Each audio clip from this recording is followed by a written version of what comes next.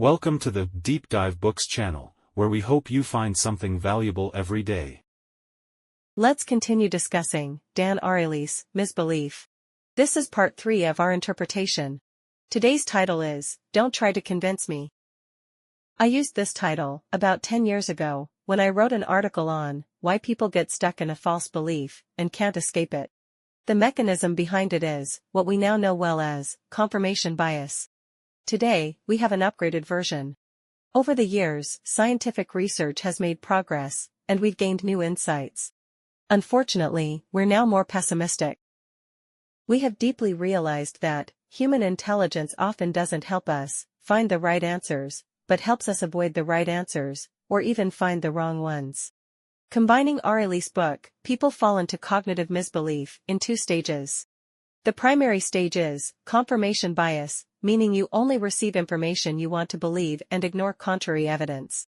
The advanced stage is motivated reasoning, where you actively seek information that aligns with your beliefs and explain away evidence that doesn't. Sometimes facts don't matter, but not all facts are unimportant. Some are crucial to you. Yet you will still deliberately ignore those facts. For example, Dan Ariely's personal experience.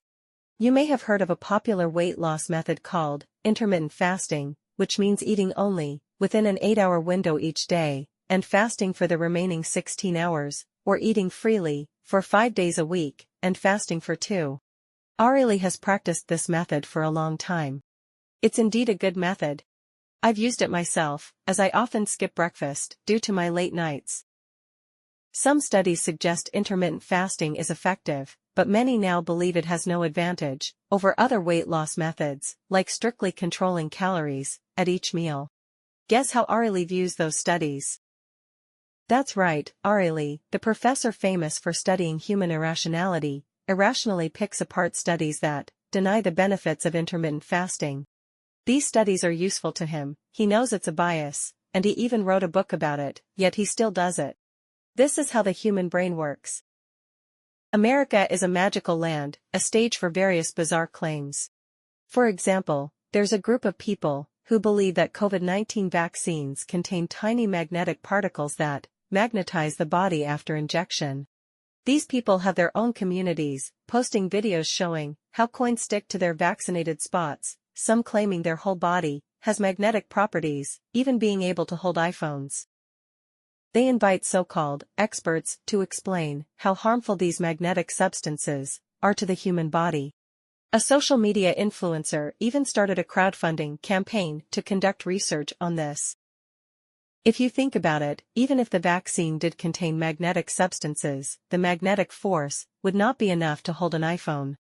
Ariely also pointed out to the misbelievers that some coins in the videos have no magnetic properties at all, but these people turned a deaf ear. The reality is that vaccine skepticism in America has become mainstream. Ariely, who is very patient, often debates with them. These people have also upgraded their cognition, saying they'll talk science with him.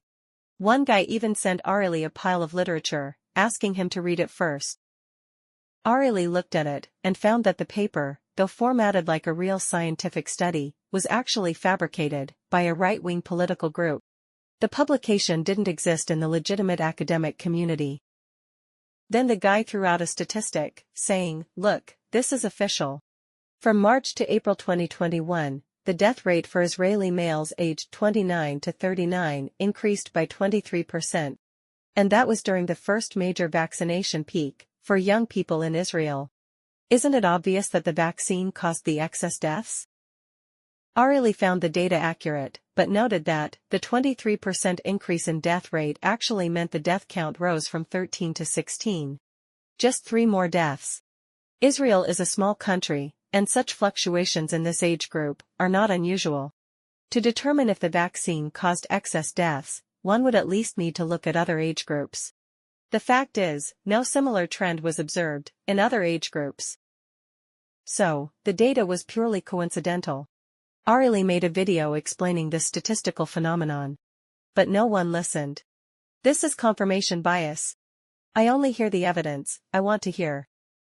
Or rather, our brain prefers to confirm a conclusion rather than disprove one.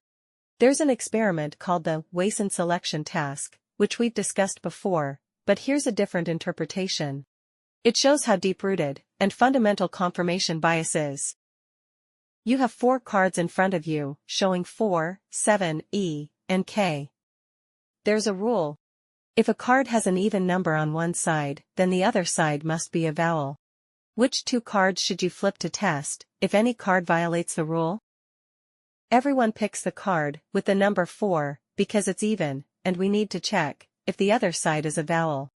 No one cares about 7 because it's odd and irrelevant to the rule. Next, you should flip K, because if its other side is even, it violates the rule. However, only 10% of participants thought of this. 90% chose to flip E, which is a vowel, to see if the other side is even. This is the wrong choice. Whether the other side is even or odd doesn't matter. If it's even, it follows the rule. If it's odd, the rule doesn't say anything about a vowel on the other side of an odd number. People want to check E, just to confirm it fits the rule. We are sensitive to confirmation, but insensitive to disproof. For example, to verify the statement, vaccines cause autism, you would look for cases where people were diagnosed with autism after getting vaccinated, right? Even writing teachers advise this method. But that's not enough. You also need to examine vaccinated but not autistic, unvaccinated but autistic, and unvaccinated and not autistic cases to find a correlation between vaccines and autism. Unfortunately, our brain is just particularly sensitive to confirmation. This is why people feel zodiac descriptions of personality are accurate. In fact, those descriptions contain traits common to all people. For example, sensitive. Who isn't sensitive to some extent? If the description gets something right, you get excited and think, yes, this is me, while ignoring the inaccuracies. To avoid confirmation bias, you must actively seek contrary evidence. For example, if you suspect vaccines cause autism, you should not only search for information supporting this, but also for information denying it. Which is very counterintuitive, like seeking good things said about someone you hate. You need scientific literacy. But scientific literacy only works on primary misbelievers. In October 2020, during the severe COVID-19 pandemic, many sought a common drug to treat COVID-19. One such drug, Ivermectin, an antiparasitic, emerged. This drug is cheap and easy to take, just ordinary tablets, primarily for animals, but also safe for humans. Some doctors claimed that giving patients ivermectin greatly reduced COVID-19 mortality. Then a British doctor, Andrew Hill, conducted a meta-analysis of various studies, concluding that ivermectin could reduce COVID-19 mortality by 75%. People were thrilled, thinking they had found a cure. Many stood up and said, yes, I got COVID-19 and ivermectin cured me. More doctors published studies showing that, in their hospitals, ivermectin reduced mortality by 90%. However, Hill and other scholars noticed that these studies were not rigorous, with many data issues. Hill, with scientific rigor, scrutinized these studies, and finally concluded that ivermectin had no therapeutic effect. The reality was those claiming to be cured by ivermectin could have recovered on their own without it. But the public didn't accept this. The story of a miracle drug was too good, and they wouldn't hear otherwise. Hill was immediately subjected to online abuse, with people comparing him to Nazis and threatening him and his family. Hill had to shut down his Twitter account. Later, a large-scale, randomized controlled trial proved ivermectin ineffective. Yet, people still sent the drug to Ariely, saying, "Here, keep this medicine just in case." This is motivated reasoning. Reasoning with a preconceived goal. You give me contrary facts, I won't look at them, and I think you're doing it with ill intentions. One manifestation of motivated reasoning is solution aversion, which helps us understand why people reason the way they do. For example, if you ask Trump supporters why they support a lying person, many don't deny Trump lies. They say Trump lies for a greater cause, sacrificing his reputation for America. Lying is to push a more important agenda. Similarly, when asked about Democrats, they also believe slight exaggeration is acceptable for the nation's greater good. For these people, facts aren't important. What matters is your purpose, your stance, especially your proposed actions. If your solution aligns with their needs, they'll agree with your facts. An experiment divided Republican supporters into two groups, each reading a different article.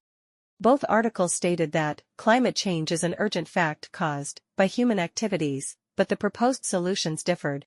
One article suggested strengthening government regulation to solve climate change.